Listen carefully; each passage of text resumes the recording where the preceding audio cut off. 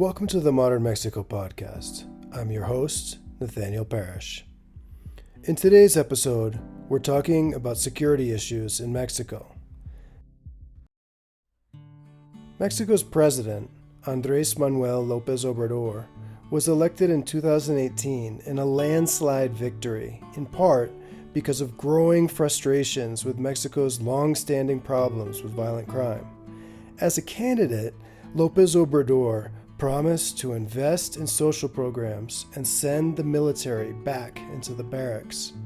As president, however, he has embraced Mexico's military to a higher degree than any of his recent predecessors.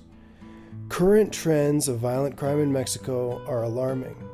Over 100,000 people have been killed in Mexico during Lopez Obrador's government. If current trends continue, Lopez Obrador's administration will be remembered as the most violent 6 years in modern Mexican history. But rather than adjust his strategy, Lopez Obrador has chosen to attack his critics and lobby Congress to change Mexico's constitution to give Mexico's military a more permanent role in policing Mexico's streets. In one recent press conference, he downplayed the idea that current trends in violence represent a crisis and refused to amend his strategy. Que no vamos a cambiar la estrategia, porque nos está dando resultados. Pero es que no debería estar tranquilo. Yo creo que esta es una emergencia nacional. No. During another speech, he attacked critics who questioned the role he is giving the military and accused skeptics of militarization of being corrupt, out-of-touch fascists. Solamente los retrógradas, facciosos, corruptos, que están enojados, ellos son admiradores de fascistas. The security situation in Mexico is complex, and the rhetoric surrounding public security debates in Mexico is highly polarized. In today's episode of the Modern Mexico podcast, we're speaking to Vanda Felbab-Brown, a senior fellow at the Brookings Institution, a think tank in Washington, D.C. Welcome to the podcast, Vanda. So, I know you were in Mexico earlier this year working on some field research related to the topic of organized crime. And I'm wondering, what was the most interesting thing you learned while in Mexico? Well, thanks for having me, Nate. I would say the most stunning finding really was the extent to which criminal groups were taking over legal economy. Such as fisheries, such as legal logging. And not just in terms of extorting legal businesses, which is something that had been going on in Mexico for a long time, but really taking over the entire vertical chain of a particular industry like fisheries. This is particularly true about the Sinaloa cartel, but it is a model that other groups emulate, including the cartel Jalisco Nueva Generación. And were you surprised at all at the level of penetration that organized crime has achieved in the seafood sector? Or is it similar to trends you've seen in other sectors? No, I was really surprised by the extent. It's really not just extorting the businesses, but in some cases setting up their own processing plants, certainly demanding that processing plants process the fish that the narcos bring. Having the processing plants issue fake certificates, imposing on both artisanal fishers, legal and illegal, as well as large fishing fleets that they only sell their product to the narcos, imposing that on hotels that they only buy a fish from a particular criminal group that has dominance in some areas. And of course, shutting down access to other criminal groups. So really setting up monopolies from purchase to demanding that businesses only buy in the fish or seafood products that the criminals bring. So really extraordinary takeover of the entire vertical chain with real disinterest and passivity on the part of Mexican authorities.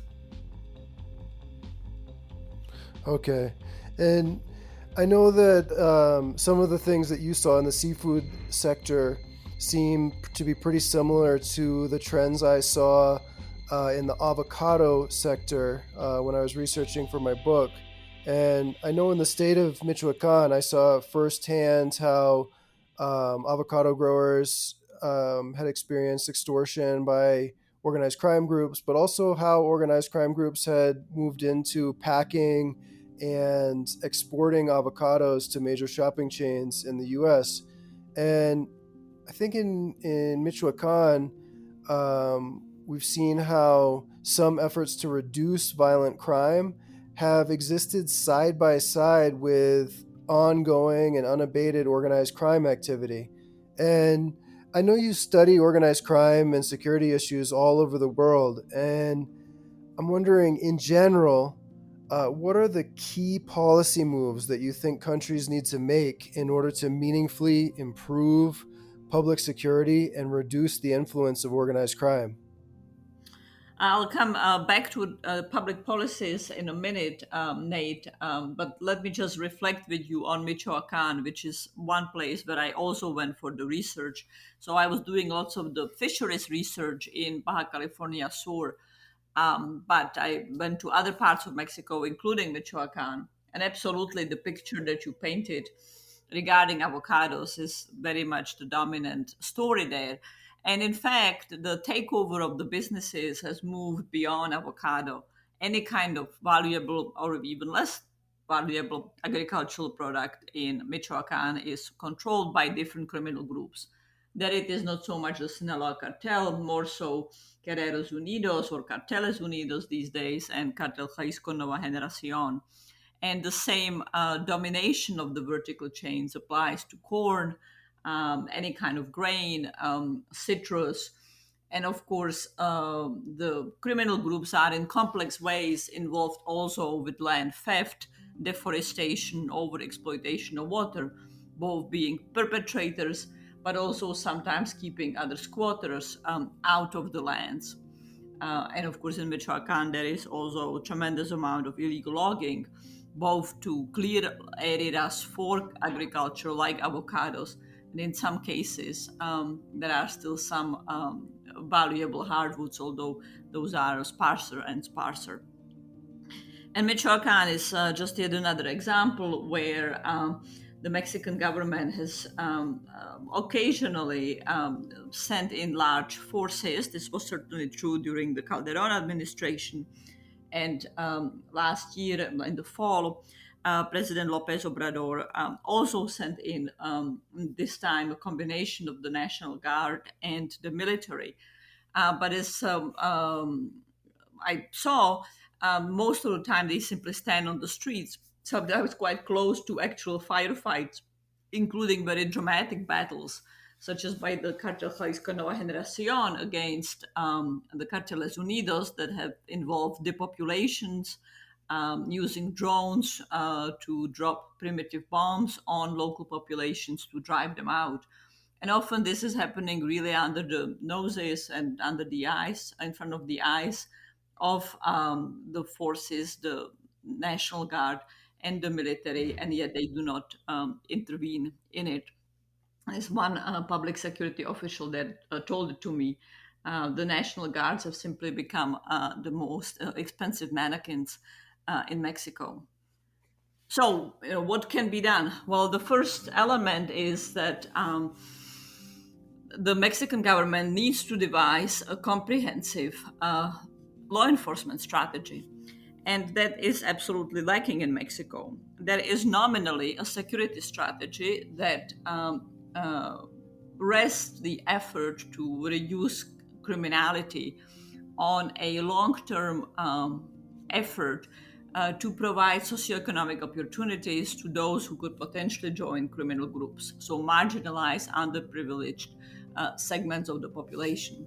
And I welcome that strategy. I have often advocated it in various parts of the world, advocated such programs as an element of a strategy.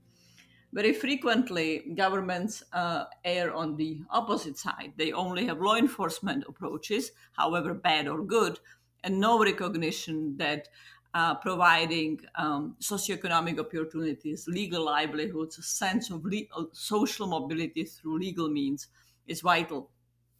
Under President Lopez Obrador, the situation, the so-called strategy is skewed completely to the other side. There are these often inchoate, amorphous, and sadly, rather frequently corrupt socioeconomic programs, many of which amount to handouts. I visited some in Michoacan as well. But there is no law enforcement strategy other than occasionally sending forces to stand on the streets and more or less do nothing. And that's really just disastrous. And it's disastrous in Mexico because the violence has become so brazen. The level of homicides is very intense. The operational tempo is very similar to what a country in an intense civil war experiences.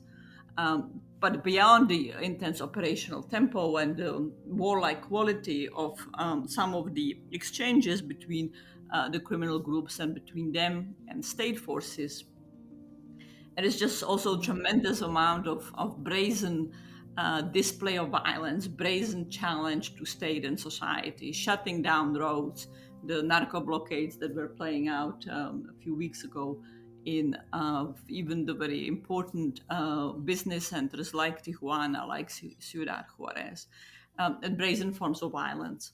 So developing a law enforcement strategy is crucial. And the law enforcement strategy needs to have several components. It needs to be able to secure communities at the local level. Now, that's a big problem in Mexico where local forces, local police forces are very weak, very underfunded, often very corrupt, lack capacities, and are frequently infiltrated very intensely by criminal groups. So reforming local police is crucial. But the government cannot simply outsource its principal responsibility for public safety to local actors. It also needs to have a national level strategy that considers how to target um, uh, with what sequencing and with what policies the top levels and the middle levels of the criminal group. There are other components to it, improving intelligence, a component of which is financial intelligence, going after the middle operational layer of the criminal groups is perhaps the most powerful, most effective strategy. But in the case of Mexico, there needs to be thinking about how to reinforce and tilt toward the state instances where violence subsides, which sometimes happens in Mexico, but unfortunately, over the past 2 decades, it has mostly happened not because the state has been effective, because it has been able to beat back the criminal groups, but simply because one or another criminal group prevailed in the particular area. Okay, so it sounds like for you, when you're thinking about organized crime and violent crime, the key word of law enforcement is a very key concept that countries all around the world need to focus on. And I know with Lopez Obrador's security strategy, there's a lot to it. There's a lot of different things that he talks about and that he says he's doing to address the security issue. But I'm wondering if you had to sum up his security strategy in one word, what word would you choose? Well, I would probably choose militarization, but it is not completely accurate because, on the one hand, there is a significant element to the militarization, but at the same time, there is an utter lack of actual plans, strategies, and in fact, activities. So maybe the other word I would choose, if I had to pick one word, would be abstaining from law enforcement. is in fact, in my view, even more defining than militarization.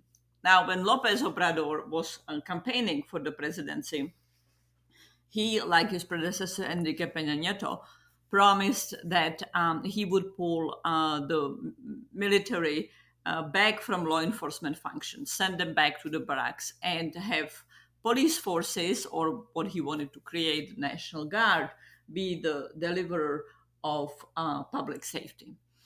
And that's not what ended up happening under his presidency. First of all, the National Guard became strongly staffed by members of the military, something that many Mexican administrations had done before, often with problematic outcomes. But importantly, the National Guard would continue to operate along with formal military units, which often were dominant. And early on in the administration, there was a suggestion that the National Guard would be placed under the command of the army. And there was significant pushback against that from civil society, and the president pulled back from the idea. But what happened, of course, in this year, just in the last several weeks, is that he has returned the idea, and this time he is determined to get it implemented, to place the National Guard under the command of the military forces. Now, that's very significant because along with creating the National Guard, he also dismantled the one federal law enforcement agency, police agency, which was the federal police. The federal police had problems. They were corrupt. They were infiltrated, particularly by the Sinaloa cartel. But at the same time, it was the most competent law enforcement actor on the ground in Mexico. So by destroying it, pulling it apart, he really eliminated the only national police agency. And now he's placing, despite tremendous legal opposition, despite tremendous civil society opposition, the National Guard under the military, essentially trying to create a system in which, in perpetuity, or at least for any foreseeable future, the principal public safety would be delivered by the hands of a military entity. There are other police forces in Mexico. There are state police and local police. We a little bit talked about the local police. The local police are particularly weak, the local police forces. The other element that I would emphasize here is that although Lopez Obrador had early on promised he would focus on local police reform and had few weeks of effort, that was quickly abandoned, and he has since then really decimated the budgets of both state police forces and local police forces, essentially gutting any local capacity to do even basic policing, while at the same time insisting that the provision of public safety should be delivered by states and municipalities. So he's taken away the resources for them to do it. He's not built up capacities for them to do it, and he's blaming them for the failure of security in Mexico. Okay, so when we take all of this together and you look at all of the trends that are unfolding in Mexico, I'm wondering, what grade would you give President Lopez Obrador for his security strategy? Well, I'm afraid it would have to be a D. We already spoke about both the militarization of public security, but I would say even more problematically, really the absence of any kind of national law enforcement strategy. The absence of a national law enforcement strategy, even in the face of very dramatic, very visible, very brazen challenges to the state. We spoke about the narco blockades, but you have the battle over Culiacan in 2018, in the fall of 2018, when one of the leaders of the Sinaloa cartel, one of the Chapitos, Ovidio, was arrested by the Mexican Navy. And in response to that arrest, the rest of the Sinaloa cartel essentially held the city of Culiacan hostage. I was in Afghanistan at the time, and I was watching the images from Culiacan over the internet. And what we were seeing really was an urban battle along the lines that the Taliban would mount in Afghanistan, and perhaps in some ways even more dramatic than the Taliban would mount. And the response of the Mexican government under the instructions of Lopez Obrador was to release Ovidio, the leader of the Sinaloa cartel, so just abdicating to the criminal groups. One could make arguments why in that setting, in that circumstance, that was perhaps desirable to save lives of non-combatant citizens, but one would then have hoped to see very strong response to deter any such action in the future, to send a very strong signal that the rule of law is not completely collapsed in Mexico. And we haven't seen that. Now, the reason why I don't give the administration an F is because there is the recognition that law enforcement strategies or security strategies need to have other components than law enforcement. Now, in the Mexican case, there is no law enforcement. So the critical element of the strategy is just vacant, absent, hollow. But there is at least the nominal recognition of the need to also have socioeconomic approaches. Unfortunately, although this is perceived by President Lopez Obrador as the hallmark of his effort, as I mentioned, many of the socioeconomic programs are very poorly designed. That often amounts to essentially handouts from the president, from the presidency to particular segments of population with little oversight, little strategy or little considerations as to how transferring this vocational training or this payment will in fact discourage young men, young people from joining criminal groups. There is tremendous amount of corruption. In one case, for example, in Michoacan, during my field work, I learned of circumstances where men, young boys, 15, 16, who were considered at high risk for joining criminal groups because their parents were, their fathers were part of criminal groups, or because they already had a violent record, already worked for the cartels, were to be part of vocational training as hairdressers.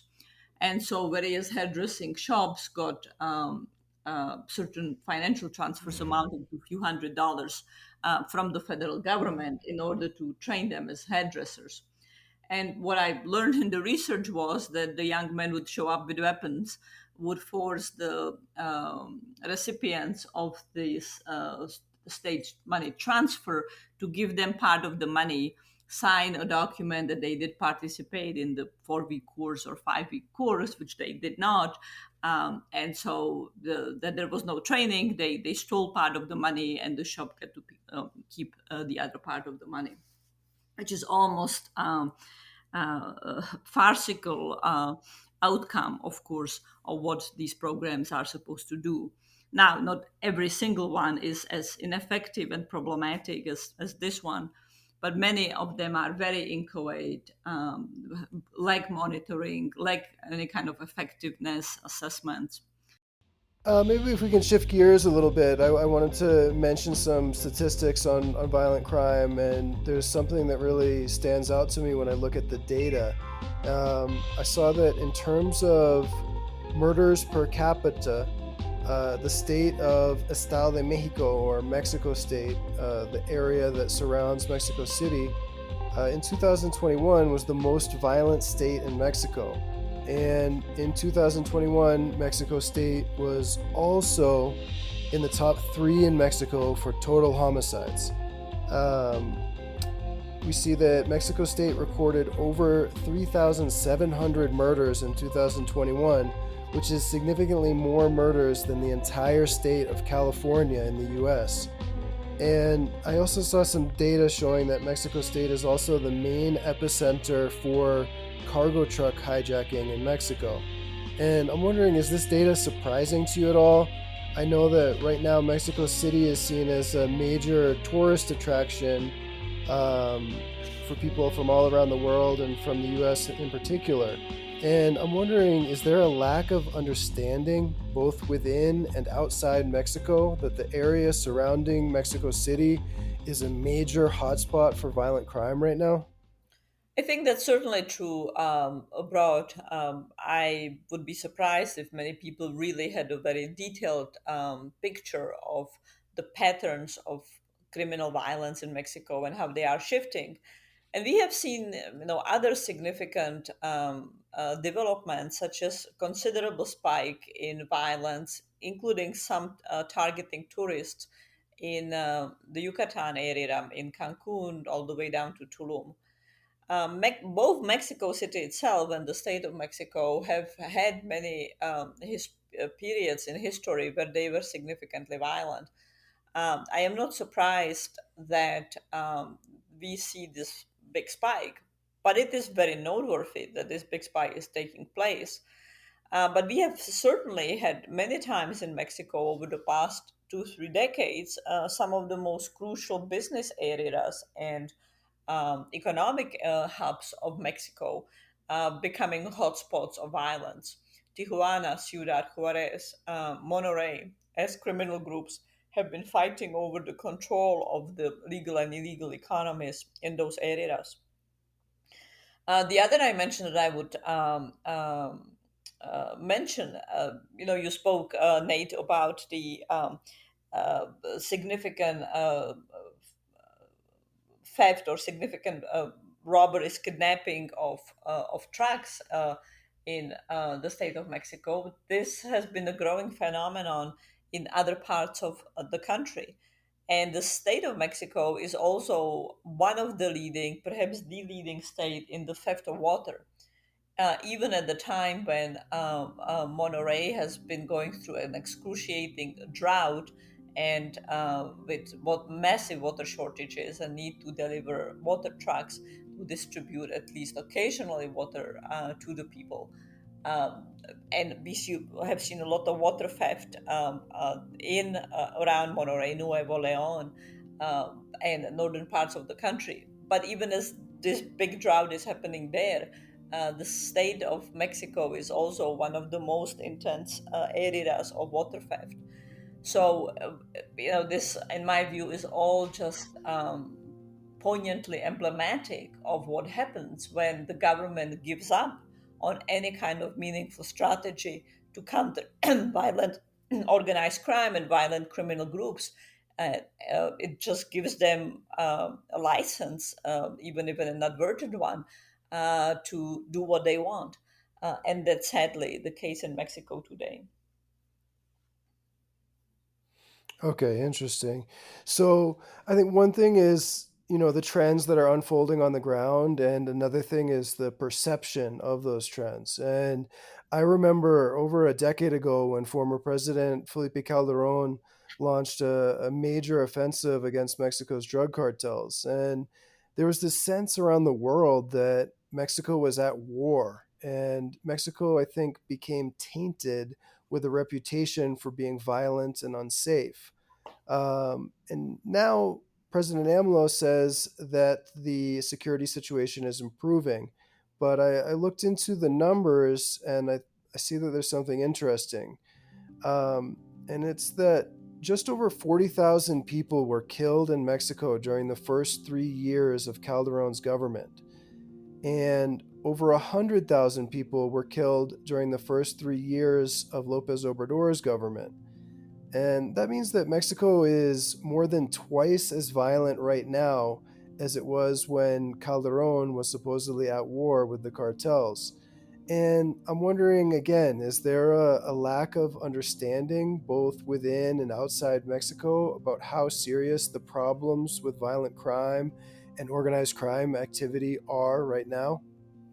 Well, it is very hard for me to say whether the Mexican government doesn't understand the actual trends and data.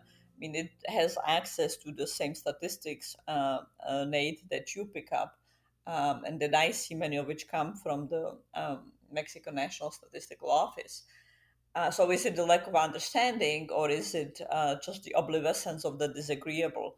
Is it the willing ignorance of the reality, and simply abdication of the fundamental responsibility of the fundamental purpose of a state, which is to deliver internal security as well as external security? I fear that the Lopez Obrador administration, and the president in particular, is operating on a basis of a hope, a false hope, in my view, that if he simply lets the cartel be, if he doesn't interfere with their war, that they will eventually sort it out among themselves, and he will not have to mount any kind of strategy. Now, of course, there are connections to the prior administrations, sort of learning what not to do, even if this learning is problematic. The key element of the strategy of President Felipe Calderon, and also to a large extent of President Enrique Peña Nieto, was going after the heads of the cartels, the so-called decapitation strategy or high-value targeting. And that was a problematic policy, a bad policy that did not decimate the cartels, simply created complex wars among them, and even within them over succession. And so when Lopez Obrador came to power, he had a tremendous amount of advisors, and his own learning was, look what happened in the past. High value targeting was problematic. Hence, let's not do high value targeting. Reasonable judgment, reasonable implication. However, where I think the administration became really disastrous, and what it did was then to say, okay, since high value targeting is problematic, let's not have any law enforcement. Okay, and what about just in terms of, the brand or the image of Mexico? Do you think that there's a sense in the U.S. right now that um, that Mexico is significantly more violent right now than during the Calderon years, or is that not the way Mexico is seen right now? Well, I really cannot speak to any general public perceptions. I haven't seen any surveys, any credibility surveys surveying large portions of uh, residents in the United States as to what they believe is the case with Mexico. And you certainly have elements such as of the Republican Party that often like to portray Mexico as at war. And there is regularly effort in the US Congress to designate the cartels as criminal groups, as terrorist groups. Including because the cartels, of course, are a key conduit of the very lethal fentanyl and other synthetic opioids into the United States. Um, However, even when certain sectors realize just how problematic the lack of security in Mexico is. For example, economic businesses that have maquilas or other kind of assets in Mexico, it's not easy to move them out, liquidate them, especially at the time when COVID and relations with China, the bipolar competition with China, is driving nearshoring. Mexico should benefit out of this dramatically, and yet the security situation so critically undermines the economic benefits that Mexico could potentially reap out of it.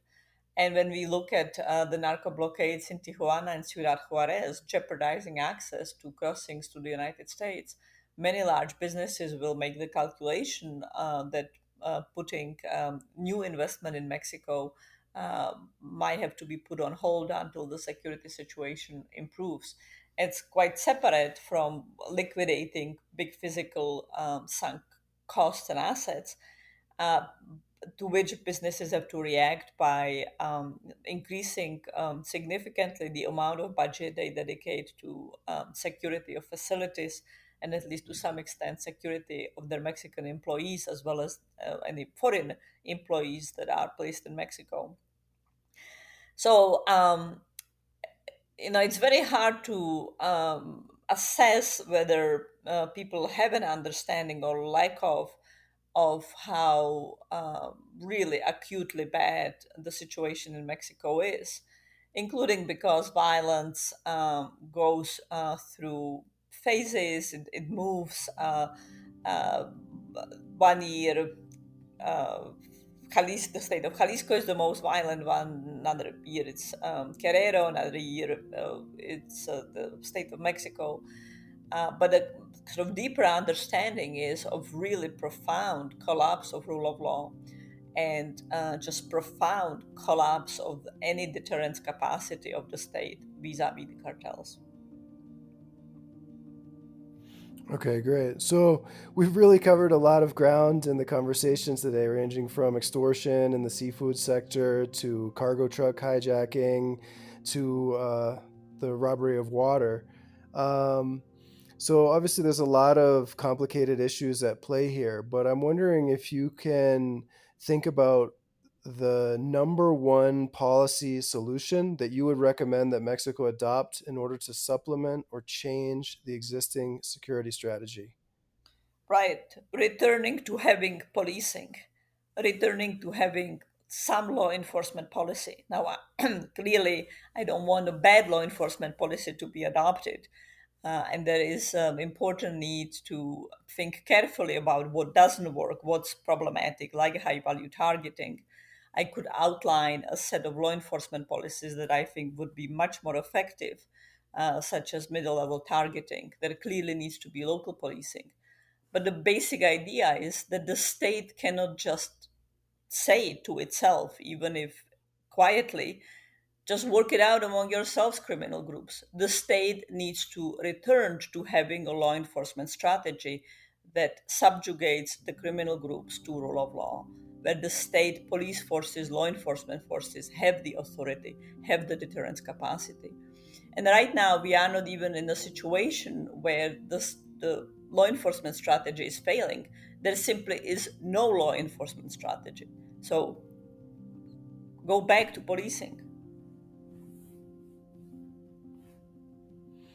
Okay, well, that is a simple recommendation, but it seems like maybe we shouldn't be overly optimistic that Lopez Obrador will be willing to change or modify his security policies during his remaining time in office. But overall, I want to say, thank you so much for joining us on the podcast. It was really interesting to hear your perspective, Vanda. Thank you for having me. To our listeners, I want to say thanks so much for joining us for another episode of the Modern Mexico podcast. If you like what you hear on the podcast, check out my book, Searching for Modern Mexico, which is available on Amazon. The next episode of the Modern Mexico podcast is coming soon. Until then, hasta luego, amigos.